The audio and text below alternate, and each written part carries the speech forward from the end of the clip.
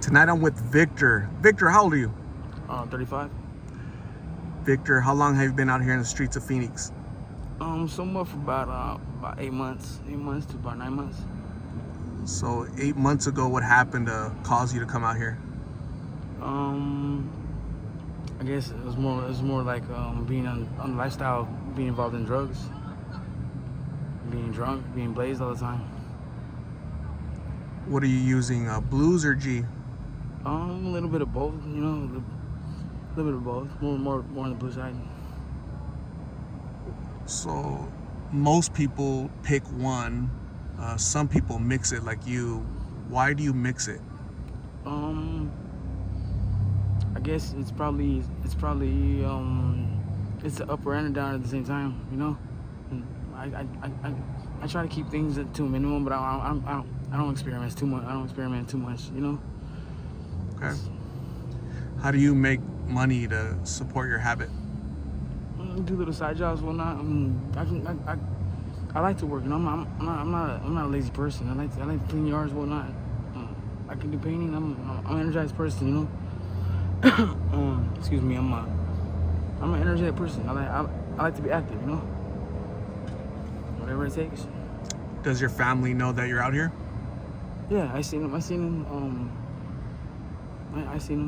with them every now and then. I try to be in contact every day, but I happen to have a bad foot, so moving around. I guess I move around a little bit more slowly than the average, you know. How do they feel about you being out here and having a habit? I know my little sister, my second oldest sister actually told me that she needs me a little bit. She needs me a lot more now because my little brother just I guess died, and they had like a car wash and whatnot, and everybody was like washing rides, and I wasn't there because I was over there getting high. So your brother passed away recently? Yeah. My condolences for your loss. And you're saying instead of being there, you were out here? Yeah, partying. I really didn't know about it though. I always love my brother. I always, you know, even if it's not this life, maybe the next one, I'll be there for him. You know, maybe a hell of a lot more better than, a lot more better than this time. You know, better positive role model at least. How old was he? I think he was about 26 or 27. 10 years younger than you, about? About 8. Okay.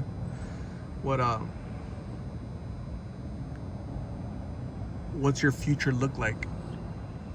As for me right now, I plan to get myself into some kind of rehab because I'm getting tired of this lifestyle. It's got me shot out. I'm tired of running around, waking up sick every day, mucus on my nose, and trying to chase and fighting with my girl and fighting with other girls that I talk to on the side, you know, and my homies, not getting along with my homies, and then it's just not a lifestyle I want to be involved in anymore. I want to clean up, you know. I want to show a better side of me. You know, I want them to look up to me, not be sad, not be pissed off, or be mad about me all the time. Oh, you took from me, you stole from me. Why don't you just give me some money next time? Next time I got you. I want to be able to do that, you know. I want to be able to throw some hundreds at my son, you know. I want to floss his ass up. I want to floss him up. Excuse me. How many children do you have? I have one son. How old is your son? He's like 11 or 12 right now. The youngest I've seen out here, Victor, was 13 years old. A 13-year-old little boy on a scooter smoking blues. How would you feel if your son was out here? Damn. Oh, excuse me. Well, honestly, he asked me one time, Dad, can I do one? But he was messing around, you know. But I didn't take it as a joke. But his mom was like, yeah, let's go. But she was playing around. She was playing along with it. She's a goofy girl. But at the same time, I can say that I'm gonna be happy. No parent would be happy, you know. I would discipline ASAP, you know. Is that the example you're setting for them though? Is that, you know, if he sees it, he knows what it is, he knows that you're doing it? He's had his hands on a big old chunk of it quite a few times, and I wasn't around because I was in prison. So he's not a kid. He's a young man, you know. So he knows the lifestyle of the streets a lot. So I can respect that, but he's still my boy at the same time, you know? What so you told me you're locked up, you're out here in the streets, doing blues and G. If you were to point your finger at something that led you down this path, what would it be? I don't know, break that one down a little bit more. So, I understand. okay, like gangs, was it not enough schooling, not enough parenting, was it poverty, was it the president, the government? Like, if you were to point your finger at a cause, a reason as to what led you down this path of being where you're at today, where would you lay the blame at? Myself there's a lot of things that I didn't get to do in my life as a youngster, you know. I went to prison when I was 19, and I'm 35. I spent all my 20s in pen. So, to be honest with you, I was the one who led myself to this direction because I couldn't trust my girl, you know. It was just my thoughts, though, you know. She's a good-looking woman. Of course, you wouldn't want to stare 2 or 3 times at this, you know, sexy woman walking by you, you know. Of course, anybody wants to check a fly woman out, and I was the jealous type to be like, "What's up, dude? Who you looking at? What's good, man? Are we good?" It's my woman, dog. You know. It's my woman. I'm proud to represent her. You know. What was your stretch for? What do you mean, my stretch? In the pen, locked up. What happened to cause you to get in there? I committed armed robberies. I was robbing Circle K's with, well, obviously pistols, but it's not the lifestyle I want any of my family members to go through. I mean, to create or get involved in, you know. I don't like this type of lifestyle. I mean, it sucks, man. Prison sucks. Forget that. I don't want to go back. Is it possible that you'll go back if you're out here with these blues and G, or Nah. no, it won't be possible? Nah, Okay. because I already made that commitment to myself that I'm not gonna do that. I'm not gonna pass that line, and I'm sticking to that gun, you know. Okay. So Okay. What advice would you give to parents out there? There's parents that are, you know, single moms. They have rebellious kids, 12-year-old, 13, 14-year-old rebellious kids that they want to be 18. They want to act like they're 21, and they get their hands on these pills. They're trying to sell them. They're trying to use them. What advice would you give parents? all I know is that it ain't no lifestyle, and they know right and wrong. They know that that's the dark path, and by taking that route, it's gonna be probably easy making money, but at the same time, it's gonna be a dark path where it's gonna make hell for everybody, not only for just one person, for the person who's holding them, the person who gets them, and the person who's gonna be using them.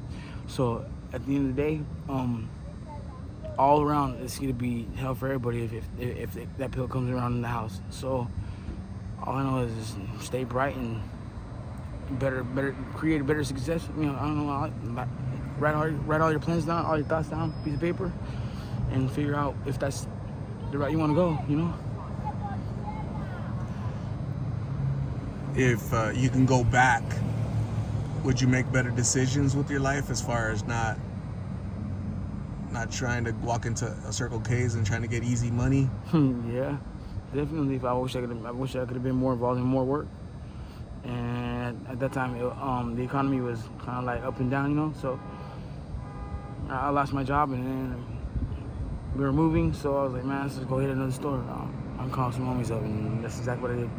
I went and hit some stores, and So you had a job, you were working, but you wanted more money, and Exactly. and let's go to stores and try to just. What was the most you ever out of when you did one of those strong arm robberies? What was the most you got? most probably about 10 G's, probably.